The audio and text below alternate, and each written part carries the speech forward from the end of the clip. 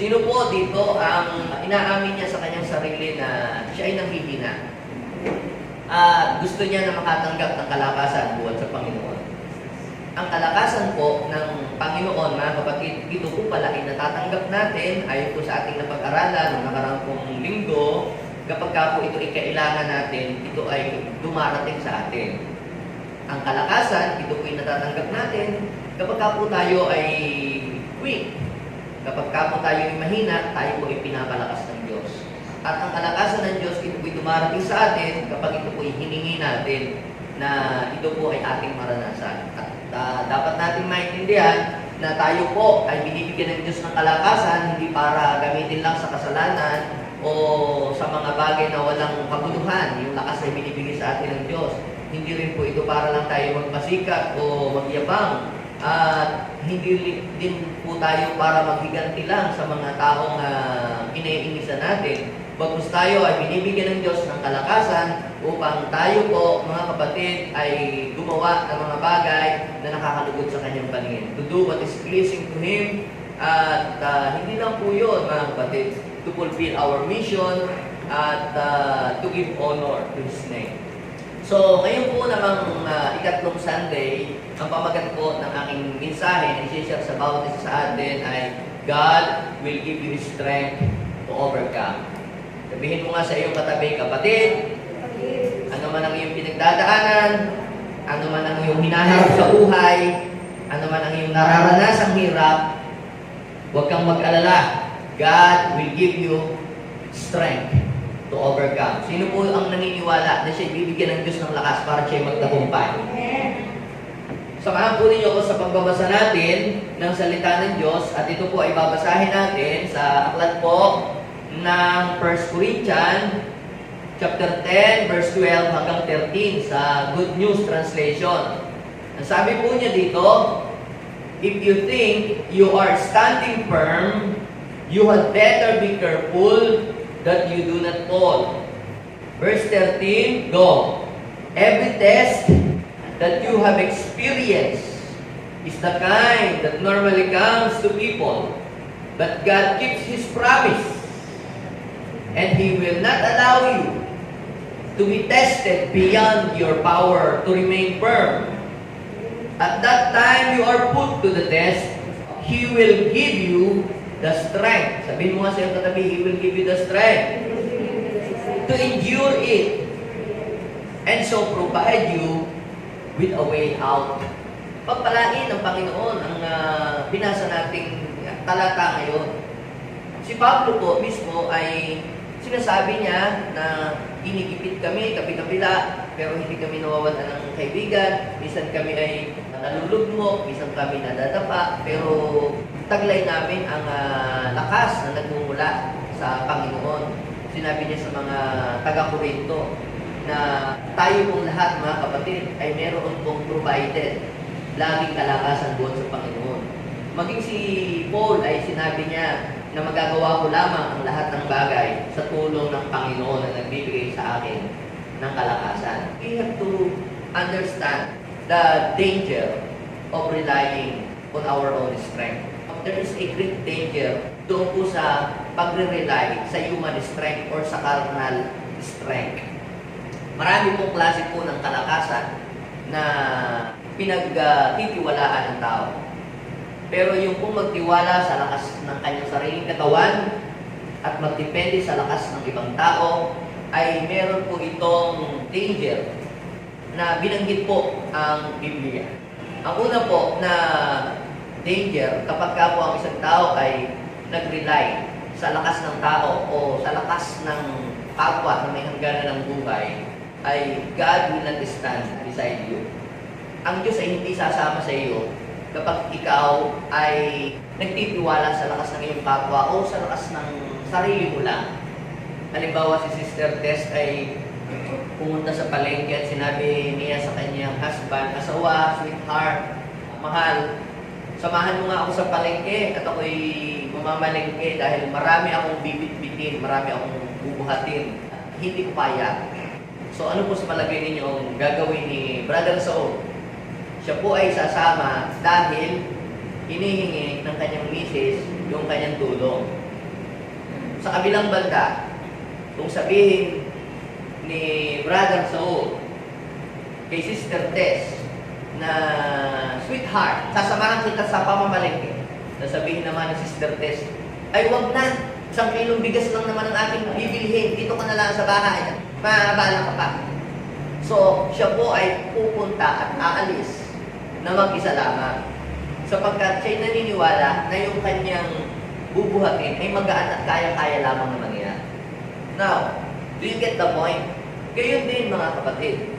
Kapag tayo ay sinasabi natin sa Diyos lagi na wala akong magagawa kung ako'y hiwalay sa iyo, kung hindi kita kasama, ay talagang sigurado ang Diyos ay sasama sa iyo. Kasi nire-recognize mo yung kanyang strength. Tinatanggap mo na hindi mo kaya kung mag-isa ka lang, kaya ang Diyos ay tutulong sa iyo. Pero sa kabilang banda, kung hindi mo ina-acknowledge yung tulong ng Panginoon, ay hindi siya tutulong sa iyo because God will never force Himself to anybody. Hindi niya ipinagsisiksikan o ipinagpipilitan ang kanyang sarili. Liban na lamang kung siya ay iyong i-acknowledge. Kaya, ang sabi ni Paul ay huwag daw pong magmalaki yung mga nakatayo. Bakit? Sapagkat yun daw pong mga nakatayo ay mayroon pong tendency na siya ay mabuwal. So, hindi ka dapat magdidepende sa iyong sariling kalakasan.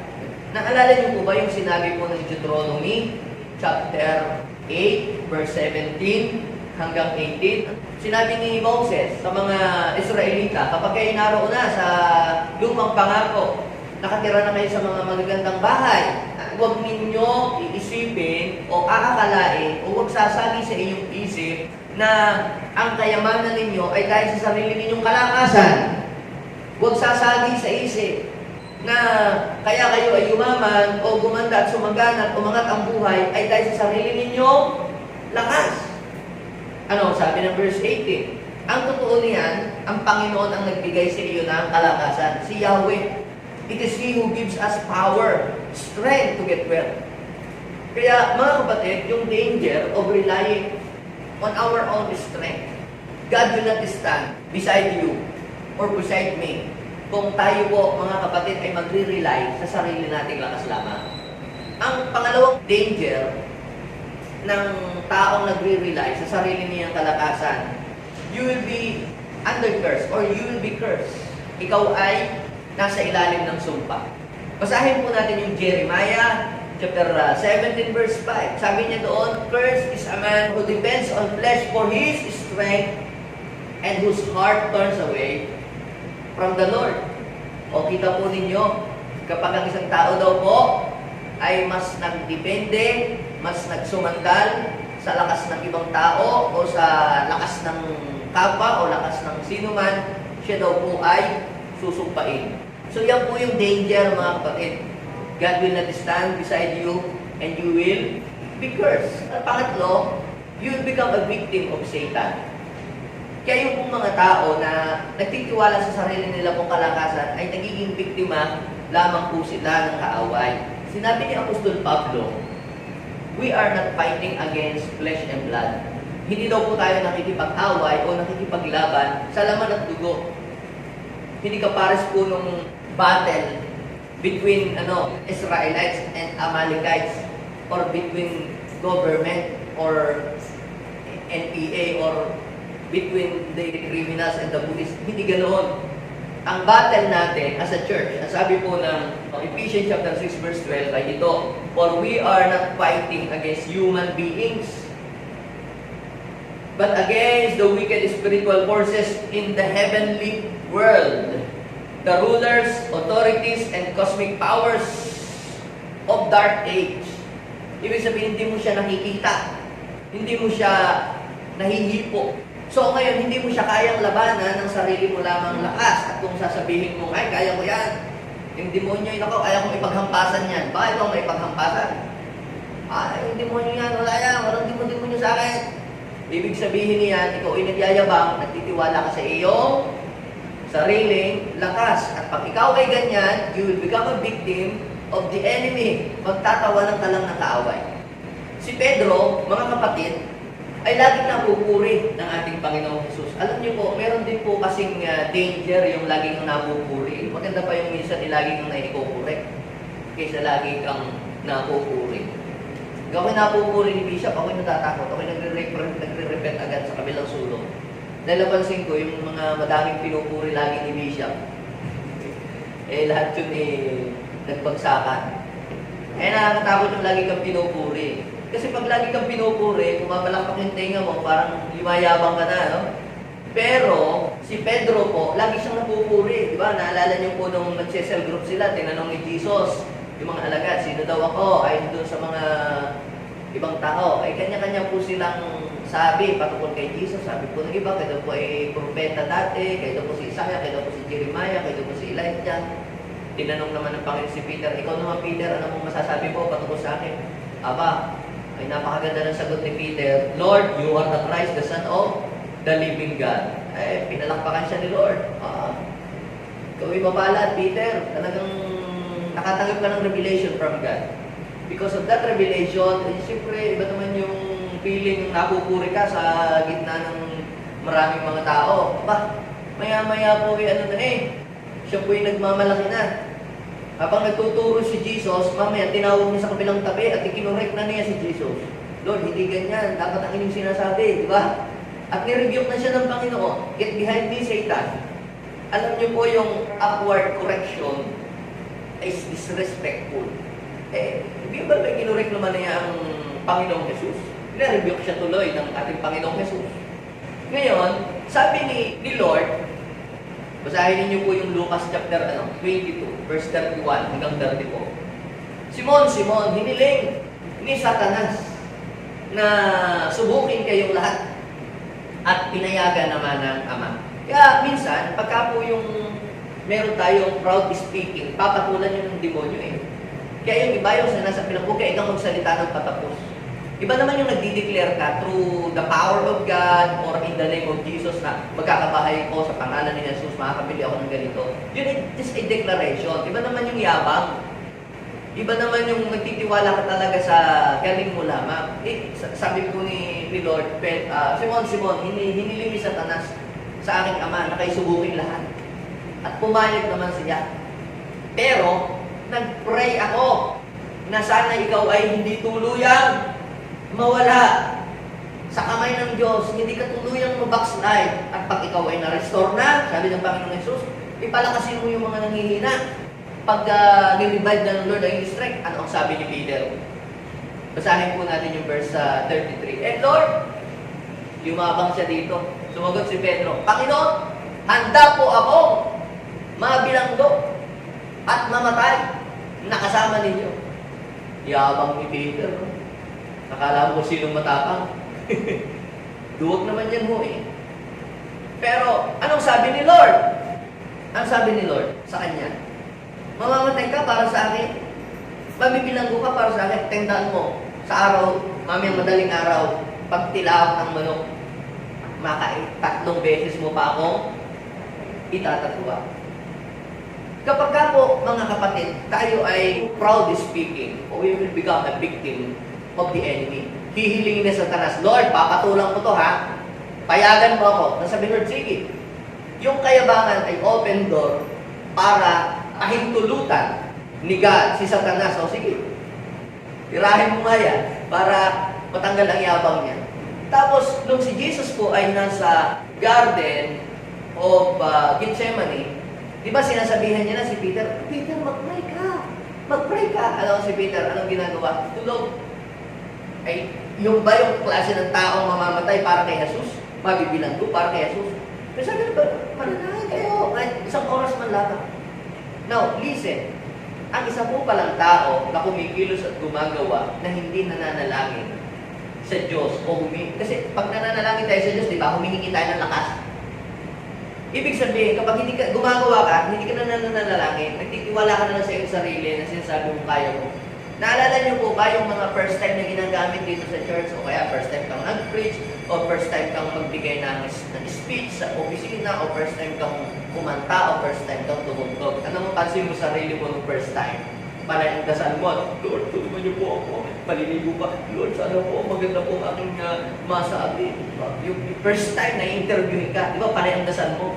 Pag alis mo sa bahay, puro dasal. Nandun ka sa sasakyan, nagdadasal. Puro dasal.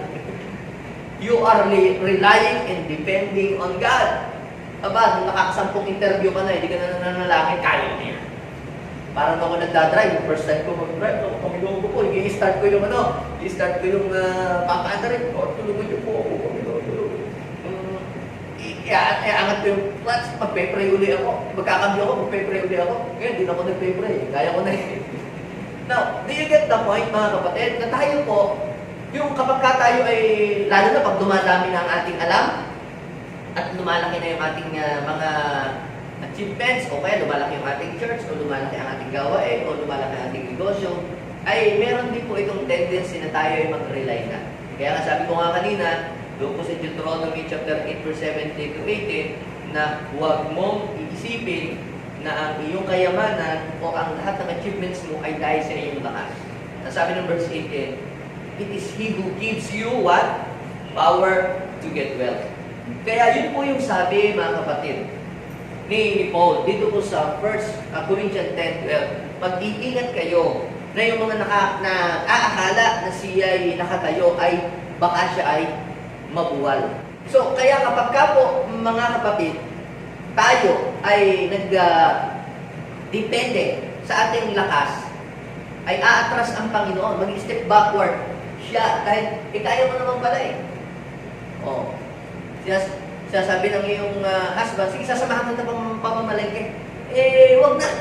Kaya ko magaan ang aking bubuhati. Hindi na siya sasama dahil sabi mo, kaya mo naman. Pero kung sasabihin mo, hindi mo kaya, hindi sasamahan ka. Gayon din, mga kapatid. Kaya pala dapat lagi nating sinasabi na, Lord, apart from you, I can do nothing. Wala akong magagawa. Hindi ko kaya na ako lamang. Bakit? Kasi po, ganyan ang ginagawa po ni David. Bakit si David, pag pinansin niyo po yung mga writings niya, bakit lagi niya sinasabing si Yahweh ang aking lakas, that is my strength.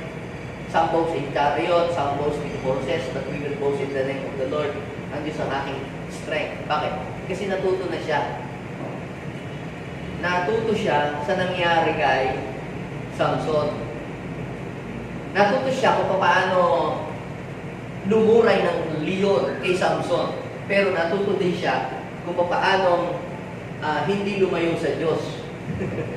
Nung nakita niya at napag-aralan niya ang buhay ni Samson, na naging pangit ang ending, hindi niya tinularan yun. Na delikado pala ang mag-rely sa sarili niyang lakas lamang. Pwede siyang ipahiya ng Panginoon. Maraming mga kings sa Bible na nag-rely sa sarili po nilang kalakasan, at kahit po doon, sila po ay ipinahiya ng ating Panginoon. Si King Sennacherib of Assyria, pag pinasa ninyo po yung Isaiah chapter 36, nandoon, nung po siya nagmamalaki at ipinagyayabang niya ang kanyang mga achievements, anong nangyari? Pinahiya siya ng Panginoon.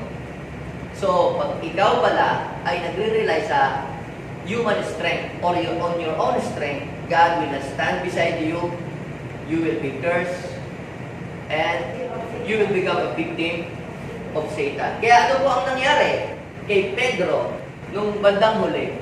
Itinagpuan niya ang Panginoon, naging biktima siya ng kaaway. Hindi niya alam na paglaruan na pala siya ng kaaway.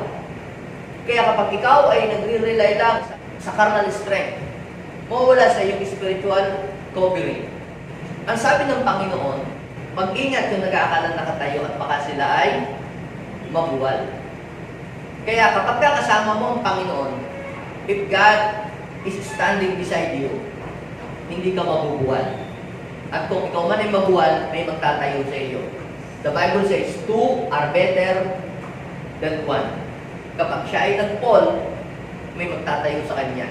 Awa-awa ang nag-iisa, sapagkat siya ay walang magtitindig kung siya ay matumba.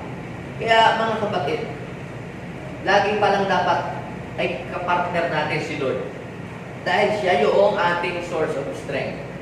Ngayon, ang sabi ng verse 13, every test that you have experienced is the kind that normally comes to people. Huwag natin sabihin na, ay, nako, yung mga nangyari kay David, kayang-kaya ko yan. Yung nangyari kay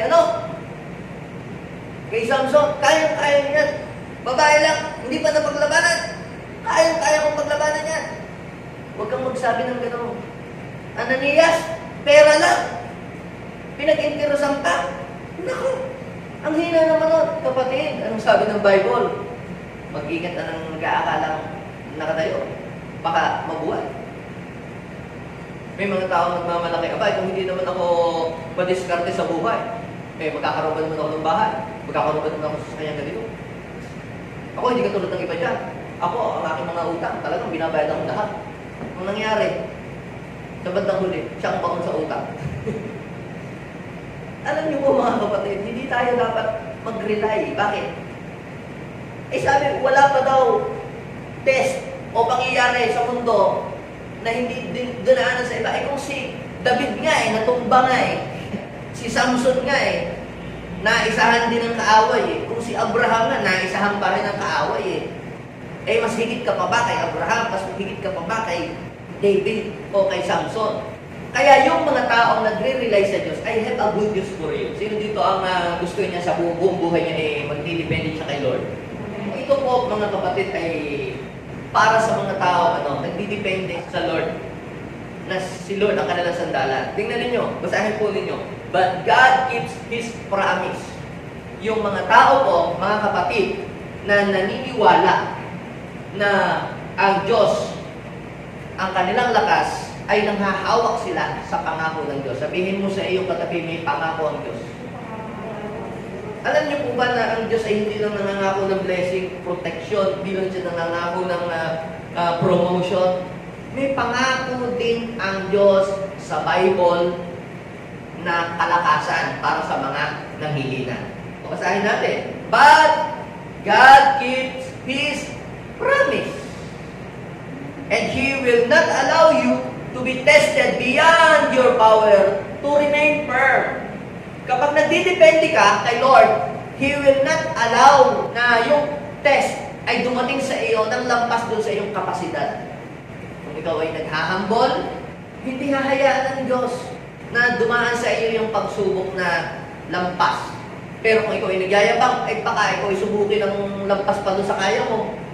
Ay kaya mo pala, sige, dadagdagan mo pa. Pero Lord, ako po ay mahina. Ako po ay weak, kailangan kita. O sige, hindi kita bibigyan ng pagsubok na lampas doon sa iyong kakayahan. Alam ko ang iyong kakayahan at ang ibibigay ko sa iyong mga pagsubok ay yung kaya mo lamang. Kaya papansinin niyo mga kapatid lahat daw po ng tao ay susubukin. Lahat ng tao ay makakaranas ng mga iba't ibang mga circumstances sa buhay. Walang exempted. Born again ka man o hindi. Ang kalamanan lamang, yung na-born again, ay kapag ka nagka-problema ka at may pagsubok alam mo kung kanino ka tatakbo. Alam mo kung kanino ka lalapit agad. Alam mo kung paano tumawag sa Panginoon. Alam mo kung paano lumuhod. Alam mo kung paano mag-worship kay God. Ay kung hindi mo kilala si Lord, ang alam mo lang gawin ay magbaril sa sarili, tumalon sa tulay, uminom ng lason. Yun ang alam mong gawin. Pero salamat, nung makakilala tayo sa Panginoon, ni-reveal ng Panginoon yung secret kung paano tayo magtatagumpay doon sa mga pagsubok na ating kinakaharap sa mundo. Ano ang sabi ng Panginoon? Sa John chapter 16 verse 33, in this world, you have trouble, may trials, may difficulties. Pero ang sabi ng Panginoon, but take heart, I have overcome the world. And I am telling you today, God will give you strength to overcome. Sabihin mo nga sa iyong katabi, God will give you strength to overcome. Ang Panginoon, tapat sa kanyang pangako. Yung pangako na sinasabi niya sa kanyang mga anak na pag nanghihina, tayo papalakasin. Gagawin ng Panginoon at hindi ka bibigyan ng mga suliraning hindi mo kayang buhatin dahil alam ng Lord ang iyong capacity sa mga nagpapakumbaba lang yun. Pero, Sa mga nagmamalaki, baka lampasan ng Panginoon, baka higitan pa, dagdagan pa ng marami. Mahirap yun, baka hindi mo kayahin. Ito ang sabi niya, at the time you are put to the test, kapag nandun ka na sa gitna ng pagsubok, ito yung sabi ko po sa inyo God's strength comes when you need it. Whenever you need it. Sabi po doon, at that time you put to the test, He will give you strength. So strength comes when you need it or whenever you need it. Kapag ito'y kailangan mo sa kaorasan na ito bilang nadating. Hindi mo ba napapansin nung bumaha? Aba, biglang binigyan ka ng Panginoon extra strength. Nabuhat mo yung mga sopa, na itaas mo sa lamesa yung refrigerator, mag-isa ka lamang. Aba, itinaas mo lahat ng mga gamit, mga cabinet. Kung wala na yung baha, nagtataka ka, ba't di mo na maibaba? Di mo na maibaba yung kama, di mo na maibaba yung anong nangyari? Bigla kang humina. Pinalakas ng Panginoon yung adrenaline, yung strength. Dahil, sabi ng Panginoon, kapag dumating yung oras na yun, bibigyan ka ng extra strength ni Lord. Sabi doon, basahin natin, at the time you are put to the test, He will give you strength to endure it. And so provide you with a way out. Kaya mga kapatid, kung iniisip mo, pinoproblema mo paano ka makakalabas sa suliranin na kinasadlakan mo ngayon, I am telling you, God will provide a way out of your difficult situation. Sino po doon ang naniniwala na makaka-escape ka, makakawala ka sa pamamagitan ng lakas na ibibigay sa iyo ng Panginoon, makakawala ka dyan sa problema mo yan, sa kagigitan yan. He will provide a way out of your bad situation. Bibigyan daw tayo ng lakas. Sabihin mo sa iyong katabi, God will give you strength to overcome. Now, ano ba ang nagagawa ng kalakasan ng Diyos sa ating buhay? What God's strength can do in our lives?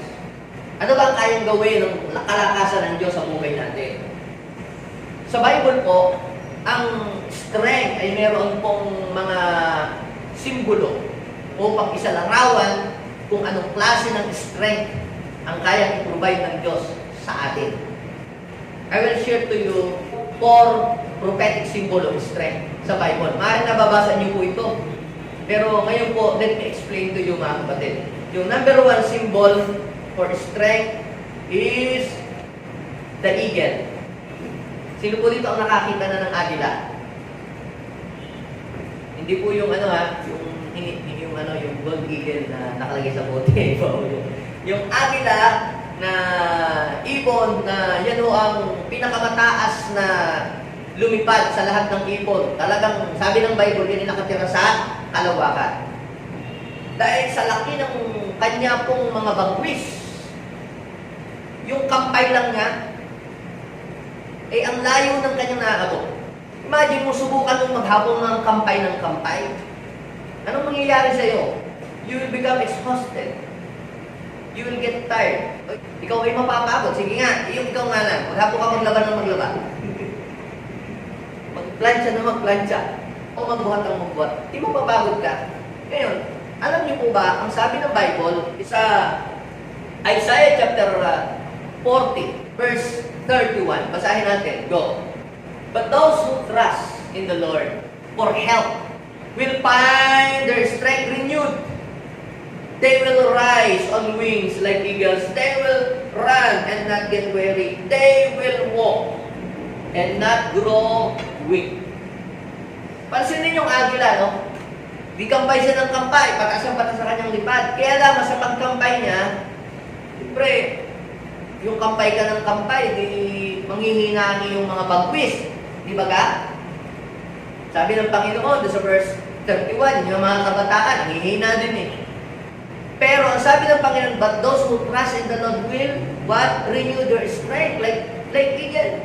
Lalakad ng lalakad, di mapapagod, tatakbo ng tatakbo, hindi mahirapan. Alam niyo ang agila mga kapatid, pagkapagod na po siyang kumampay ng kumampay, anong gagawin niya? Hindi na siya kakampay. Anong gagawin niya? Wala siyang gagawin, kundi dumipa. Dumarating ba ang time na minsan parang pagod ka na, exhausted ka na, hindi mo na alam ang gagawin mo, and you want God to renew your strength? all you have to do is to spread your wings. I sing to you, Lord, a hymn of love for your faithfulness to me. Alam niyo mga kapatid, ganyan ang ginagawa ng agila. Kaya hindi siya napapagod. So ang gagawin niya, magre-rely na lang siya doon sa blow ng wind. Dahil pagod na siya, anong gagawin niya? Pagod na siya eh. Wala siyang gagawin. He just spread his wings. Hahayaan lang niya na yung wind ang mag-akyat sa kanyang paitaas. At dahil wala siyang gagawin, at hinahayaan lang niya yung wind na siya ay dalahin sa itaas, ano nangyayari? Nare-renew yung kanyang lakas kasi nakakapagpahinga siya dahil hindi siya kumakampay. What is the point? What God's strength can do in our lives? Number one ito, God's strength renews our energy. Kaya mapansin mo kapag ka nangihina ka, mag-worship ka kay Lord. Magpatugtog ka ng MP3, sabayan mo yun. Mag-flow ka lang doon. Just meditate that song, mapapansin mo, ikaw ay lalakas. Because God's strength renews our energy like eagle.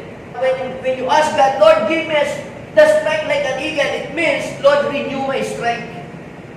And then pangalawa po, mga kapatid, na symbol, prophetic symbol of strength na nakita ko sa Bible, yung pong the lion. Sino ang nakakita na ng leon? Ako, pastor, kasama ko lagi sa bahay. Leon, asawa mo pala yun. Hindi, yung leon na na tunay pong leon. Ang leon po, mga kapatid, ay bukod sa siya ay matapang na hayop, malakas din siya eh. Symbol of strength sa Bible yung leon. Naalala niyo po ba, nung si Samson ay mag-compose ng bugtong, di ba sabi niya, doon sa Judges 14:14, sabi niya, mula sa mga ngain lumabas ang pagkain at mula sa malakas, matamis ay lumabas. Tapos nahulaan yung bugtong niya nung mga Pilisteo doon sa Judges chapter 14 verse 18. May tatamis pa ba sa pulot at lalakas pa kaysa leon? Ibig sabihin, talagang pinaniniwalaan na sa katauhan na ang leon talaga ay malakas. Nanood po ako ng yung parang yung challenge doon sa mga malalaking katawan, yung mga nagba-bodybuilder, yung mga malalaking muscle, mga nagbubuhat, yung mga heavyweight. Parang tag-ugwar, hindi po tao. Ang kanila pong kahilahan, tag-ugwar, ay leon. Kinakagat ng leon yung lubid sa dulo, tapos yung pong kabilang dulo, yung pong mga lalaking nagbabarbell, yung mga malalaking katawan, yung mga heavyweight. Hindi po nila maiusod, mahila po yung leon. Nakikipaghilahan sila, hindi nila kaya yung leon. Ibig sabihin, talagang malakas pala talaga ang leon. Tingin mo lang, pag nakikita mo sa TV, parang kaya-kaya mo siyang labanan. Hindi mo siya talaga kayang talunin. Kaya lang siya natalo ni Samson, at kaya lang siya natalo ni David, kasi si David binigyan ng Diyos ng lakas. So talagang malakas ang leon. Ang leon sa Bible is a symbol of strength. Now, anong sabi ng Bible? Basahin nga po natin yung Isaiah 31 verse 4. When a strong young lion stands growling over a sheep, it has skill. It is not frightened by the shouts and noise of a whole crowd of shepherd. Kapag daw po ang leon, merong sinila o may kinain, kahit magsisigaw ang pastol, kahit na suburin siya ng mga pastol na mag-iingay, hindi natatakot. Parang baliwala lang sa kanya. Wala siyang kinatatakutan. So, kapag ikaw ay merong strength ng kagaya ng strength of a lion, meron kang boldness. So, ipinapakita dito, mga kapatid, ng lion na kapag ikaw ay merong strength na kagaya po ng leon, yung God's strength gives you a boldness. God's strength gives us boldness. Basahin ko yung Proverbs chapter 28 verse 1. The wicked man flees, through no one pursues, but the righteous are as bold as lions. So, boldness. God's strength gives us boldness. Bibigyan tayo ng katapangan na minsan tayo natatakot, naduduwag tayo. I-interviewin ka lang, mag-a-apply, parang nanginginig ka na. Pero ang mga leon daw po, walang kayo natatakutan. Hindi sila natakot kahit mas malaki yung hayop kaysa kanila. Kahit kaharap mo, mga matataas na tao, mga matataas na opisyal, hindi ka matatakot tumayo sa harapan niya, hindi ka magiging timid, hindi ka kakabahan, hindi ka maduduwag. So yung strength ng Panginoon ay nagbibigay sa atin ng katapangan, mga kapatid. Katapangan na harapin ang lahat ng mga challenges sa buhay na ito. Katapangan na harapin itong pandemic na ito. Katapangan na harapin ang lahat ng mga problemang dumarating sa ating buhay. God will give you a strength as lion strength. So kaya kapag ikaw ay nanalangin sa Panginoon, Lord, give me a strength, like a strength of a lion. It means you are asking God na bigyan ka ng katapangan, ng boldness, na harapin yung mga challenges na yung pinakaharap sa buhay. Na hindi ka matatakot kung meron ka kung ano man yung kinatatakutan mo sa buhay. You will become bold as a lion. Ang pangatlo po na symbol of strength sa Bible, yung pong deer. Usa. Nakakita na po ba kayo ng usa? Itong deer ay is another symbol of strength sa Bible. Sabi po ni Habakkuk, isa pong prophet, ito ang sabi niya. Basahin natin. Ang Diyos na si Yahweh ang aking lakas. Tumatakbo akong simbilis ng usa at iniingatang ligtas sa kabundukan. So, ito pong deer, mga kapatid, ang nire-represent nito ay speed, yung bilis. Sinabi nga ni David na meron siya mga tauhan na simbibilis ng usa, kagaya ni Asael. Talagang matutuling. Nakakita na po ba kayo ng mga usa, yung pag sa Discovery Channel, umakit sa mga puno-puno, tapos yung sa mga matatarik na pader, umakit siya doon, tapos sa mga bato, sa mga gilid-gilid ng buron, yung mga matatarik, ba't siya pumupunta doon? Kasi po, yun po yung tanging paraan para maingatan niya ang kanyang sarili, para hindi siya makain ng mga leon na humahabol sa kanya. Kasi pag hahabulin siya ng leon, di ba, mahuhulog yung leon pababa. Pero siya, umakit siya doon sa mga gilid-gilid. Yung mga pader na papaganyan, mga papaganon, kita ninyo po, tingnan ninyo sa YouTube, makakita kayo po ng mga ganon. Bakit siya tumatakbo ng mabilis daw po? At pumupunta siya doon kasi doon niya napoproteksyonan at naiingat ang kanyang sarili. Symbol of speed. Kahit daw po siya ay magtatakbo ng mabilis, hindi na ano yung kanyang paa, hindi na tatapilok. Talagang accurate. Yung accuracy, hindi na yung speed. Now, what is the point here? God's strength gives us speed. Kaya pag binigyan ka ng strength, nakagaya ng strength of a deer, kung dating ikaw ay mabagal kumilos, isang buwan na yung assignment ay binigay sa iyo ng iyong boss, hindi mo pa magawa, yung tatapusin mo sa isang araw, inaabot ka pa ng isang linggo, ay sobrang bagal naman. Kulang ka sa liksi. Ay kapatid, you need the strength of a deer para ikaw naman ay maging maliksi na pag-iiwanan ka na. Mag-a-apply ka, nako, bago ka makapagawa ng resume, inaabot pa ng isang linggo, dinaunahan ka na ng iba. Eh, alam niyo po kung bakit ang mga deer ay hindi mahuli-huli ng mga leon? Ay, mabibili sila eh. But it takes strength of a deer para maka-escape ka sa mga temptation. Kailangan mo ng strength of a deer para maka-escape ka ng mabilis. Makaiwas ka ng mabilis sa mga temptation. You need the strength of a deer. Meron po ba kayong mga experience na minsan parang ang bagal nyo, lagi kang nauunahan. Baka kailangan ng strength of a deer, Lord. Pabilisin mo naman ako. Bakit ba naman ako? Pagkain pa lang, inaabot ako ng isang oras. Lahat na paliligot. Tagal mo na, lagi na iwanan. Dapat kilos sundalo ka dapat kung kaya mo mabilis kang tumakbo. Pagka ganyan kang mabagal, maabutan ka ng kaaway. Masasakmal ka ng mga oso. What God's strength can do, ano po yung symbol of strength? Number 1, yung eagle. Kapag meron kang strength of an eagle, it means God's strength renews your energy. Yung lion, God's strength gives us boldness. At yung deer, mga kapatid, ang mensahe nun sa atin, God's strength gives us speed. Sisigla ka dito, magiging kang maniksi. Pagka meron kang strength of a deer, yung kliyente mo, mapupuntahan mo agad, parang ang bilis mo. Ba, sinasabi na kanina nung ano mo, biglang nandun ka na agad, ang bilis mo naman. Walang makauna sa iyo. At pang-apat, ito po mga kapatid, yung the ox. Basahin po natin yung Numbers. Yan. Numbers chapter 23, verse 22. Go. God brought them out of Egypt. They had the strength of wild ox. They had the strength of wild ox. Verse 23, there is no sorcery. Grabe pala, no?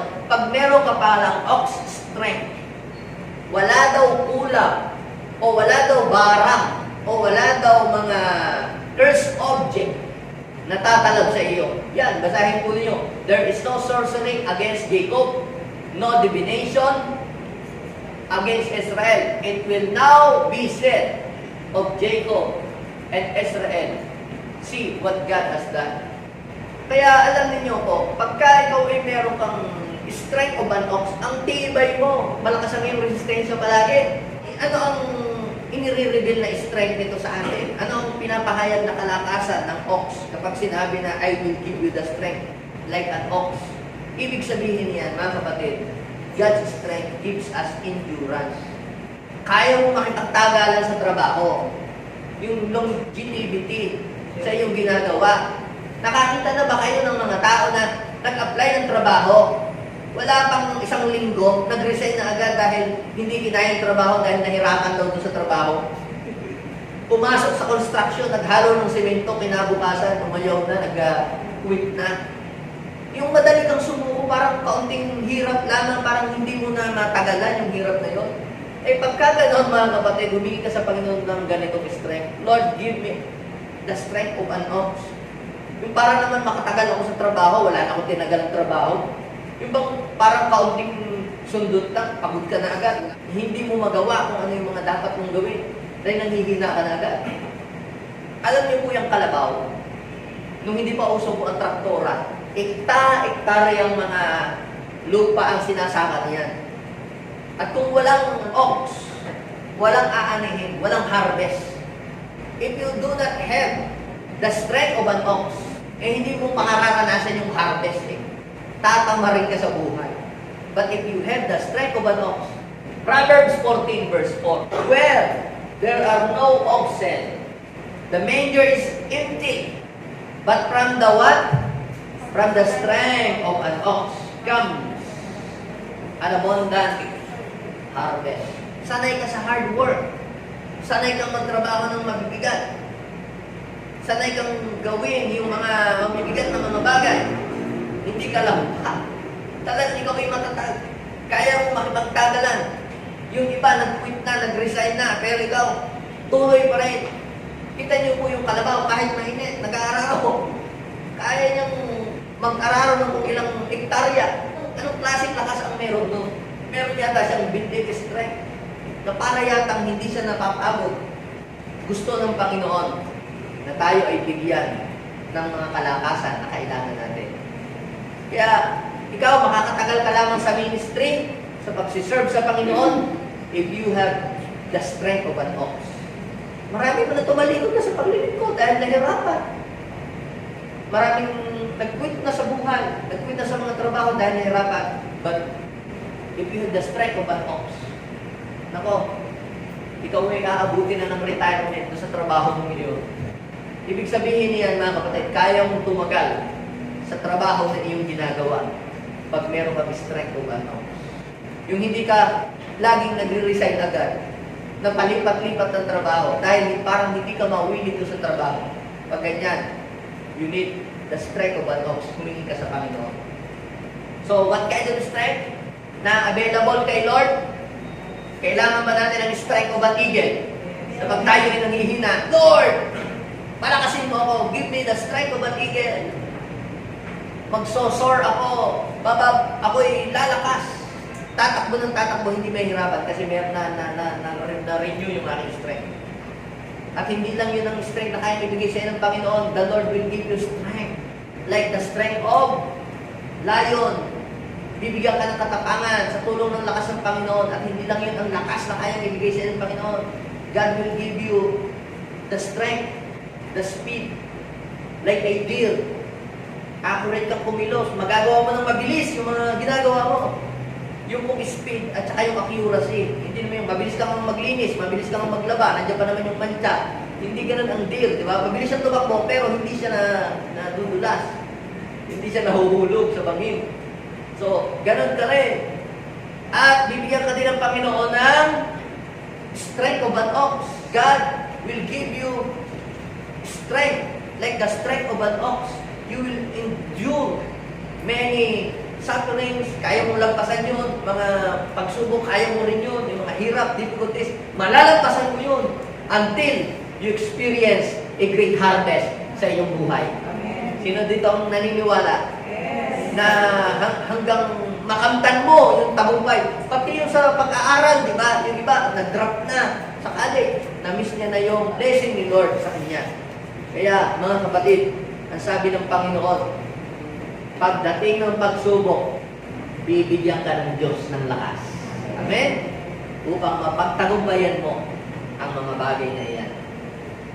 Inuulit ko, mga kapatid, sa ating lahat, God will give you strength to overcome. Ma-overcome natin ang lahat ng mga nangyayaring ito sa ating paligid, sa ating mundo.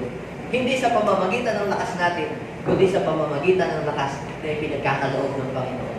Are you ready to receive the strength coming from the Lord? Sige, lahat ng gustong tumanggap ng kalakasan buhat sa Panginoon, come on, tumayo ka.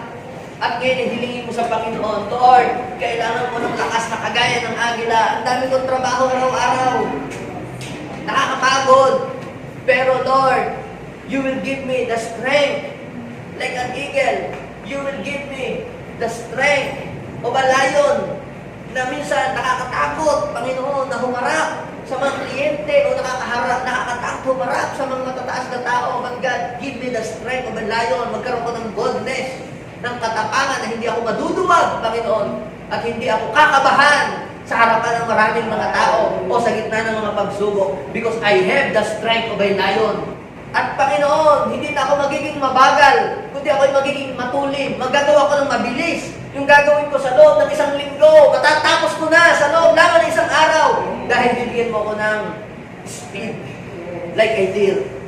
At Panginoon, bibigyan mo ako ng katatagan, ng endurance, kagaya ng ox. Hanggang sa mahintay ko yung great harvest. Kaya marami po dito, nag-aani na ngayon.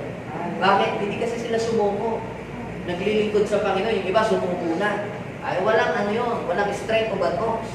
Pero yung po mga sa gitna ng kahirapan, naglingkod, nag-serve sa Panginoon, nagtyaga. Ngayon, sila po ay nagha-harvest. Kaya sabihin mo sa iyo ng tabi, kasunod ka na. God will give you the strength para ikaw ay magtagumpay sa lahat ng challenges na kakaharapin mo sa buhay na ito. Come on, tayong lahat ay dumulog sa Panginoon ngayon. Let's rely only to the strength of God. Hindi po masama na magkaroon po tayo ng self-confidence. Dahil gusto ng Panginoon na tayo po ay magkaroon ng confidence. Pero huwag lalampas yung confidence mo sa iyong sarili sa confidence mo sa Diyos. Kaya dapat ang rate ng confidence mo ay hanggang 6 lang. At yung 7 sa Panginoon. Huwag mong lalampasan yung confidence mo sa iyong sarili. Huwag mong, yung confidence mo kay Lord ay huwag mong ilipat sa iyong sarili. Huwag mong pagbalik-tarin. Kapatid, kailangan natin ang kalakasan ng Panginoon. Lalo na sa panahon ito. Kailangan natin ng strength ng Lord upang tayo ay makasurvive at makalampas dito sa pandemic na ito. Idinideklara ko, bawat isa sa atin na nagdidepende sa kalakasan ng Panginoon, matatapos ang pandemic na ito na ikaw ay mananatiling malakas, buhay, malusog, masigla, punong-puno ng kalakasan. Malalampasan natin ang mga pandemic na ito. Nabakunahan ka man o hindi ka pa man nababakunahan, malalampasan mo ito sa tulong ng lakas na ipinagkakaloob ng ating Panginoong Jesucristo. Panampalatayanan mo ang salita ng Diyos. Pagdating ng ganitong mga bagay, bibigyan ka niya ng lakas.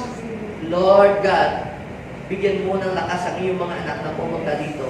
Sila na nanghihina, Panginoon. Sila na nanlulubaybay. Sige, hilingin mo kung anong klase ng strength ang kailangan mo ngayon. Kung ikaw ay pumunta dito, meron kang strength na kailangan. At ngayon, hilingin mo kung ano yon. Kailangan mo ba ng strength of an ox? Kailangan mo ba ng strength of a deer? Kailangan mo ba ng strength of the lion? Kailangan mo ng strength of an eagle? Hingi sa Panginoon. Yan ay available kay Lord. Oh, hallelujah. Holy Spirit, kumilos ka sa buhay ng iyong mga anak sa oras na ito. Bless these people, Panginoon. Release the supernatural strength upon them all, Panginoon. Na wala, Panginoon, sa kanila na mananatiling nanglulubaypay at mananatiling nanghihina. Sige, come on. Bukas mo ang iyong bibig. Hilingin mo sa Panginoon. Lord, palakasin mo kami. Let the presence of the living God come down at palakasin mo ang bawat lalaki at babae na nandirito ngayon na nanghihina, Panginoon. Lord, give them a supernatural strength. Magagawa nila ang kanilang mga trabaho ng maayos. Lord, magagawa nila ang lahat ng kanilang mga assignment, Panginoon, O Lord, ng accurate, Panginoon, dahil kayo po ang tumutulong sa kanila. Maraming salamat. Hindi lamang po yun, Panginoon. Matutulungan din po nila yung iba pong mga nanghihina na sila po ay mabigyan ng kalakasan. Thank you so much, O God. Fill us, Lord, with your strength. Maraming salamat sa kalakasan mo na itinagkaloob sa bawat isa sa amin. Pwede po bang hilingin natin sa Panginoon? Manalangin tayo, sabihin natin, Panginoong Jesus, ako po ay lumalapit sa iyo. Inaamin ko, kailangan ko po ng kalakasan na nagbubuhat sa iyo. Hinihiling ko po, pataluyin mo sa buhay ko ang kalakasan sa araw-araw. Nagdidepende ako sa iyo, Panginoon. At inaamin ko na wala akong magagawa kung ako ay hiwalay sa iyo. Maghari ka sa aking buhay. Sa pangalan ni Jesus. Amen. Amen. Ako na lang mananalangin para sa inyo. Lord, i-bless niyo po ang bawat lalaki at babae dumalo ngayon sa oras na ito. Sila na pumunta dito, Lord, na may mga panghihina, panglulumaypay, pangluluo ng buhay. Lord, restore their strength, O God. Renew their strength, O God. Energize, O Lord, their strength. At hayaan mo po, Panginoon, na sila'y uuwi sa kanilang tahanan na may panibagong sigla at lakas at pag-asa na nagmumula sa iyo, Panginoon. Maraming salamat po. To you alone, the glory and honor and thanksgiving, at ang lahat ng tumanggap ng kalakasan buhat sa Panginoon ay magsabi ng Amen. So, God bless you po.